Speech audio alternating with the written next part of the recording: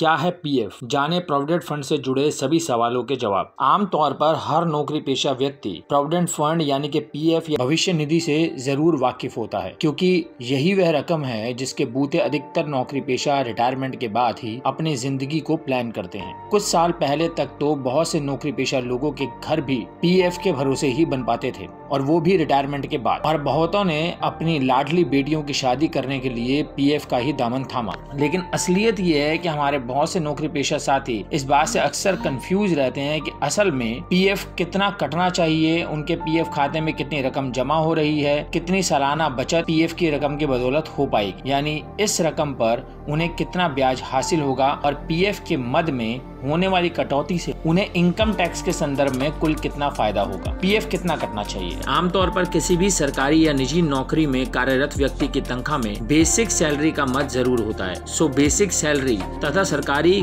कर्मियों के संदर्भ में बेसिक और डीए यानी कि महंगाई भत्ते का योग का 12% हिस्सा आपकी तनख्वाह यानी वेतन में से पीएफ के तौर पर काटा जाता है। यह प्रतिशत उन कंपनियों पर लागू होता है जिनके कुल कर्मचारियों की संख्या 20 से ज्यादा हो। आपके पीएफ खाते में कितनी रकम जमा हुई? निजी नौकरियां करने वालों के वेतन में से पीएफ के मद में होने वाली कटौती की पूरी रकम पीएफ खाते में जमा होती ही है। नियोक्ता को भी उतनी ही रकम अपनी ओर से देनी पड़ती है, जिसमें से लगभग 30% यानी कि बेसिक सैलरी का 3.67% हिस्सा आपके पीएफ खाते में जमा होता है, और शेष 8.33% आपके पेंशन खाते में जमा होता है। इसके अलावा कर्मचारी निधि समृद्ध बीमा यानी कि EDLI के लिए भी नियोक्ता बेसिक सैलरी के आधे फीसदी जितनी रकम जमा करवाता है, और पीएफ के प्रशासनिक खाते में भी उसे EPF और EDLI के लिए क्रमशः 1.10% तथा 0.01% जमा करना पड़ता है। यानी कर्मचारी के पीएफ और पेंशन खातों में कुल मिलाकर हर महीने बेसिक सैलरी का 24% जमा होता ही है। केंद्र सरकार के मामले में सरकारी कर्मचारी के सिर्फ EPS खाते में 1.16% रकम जमा करवाती है।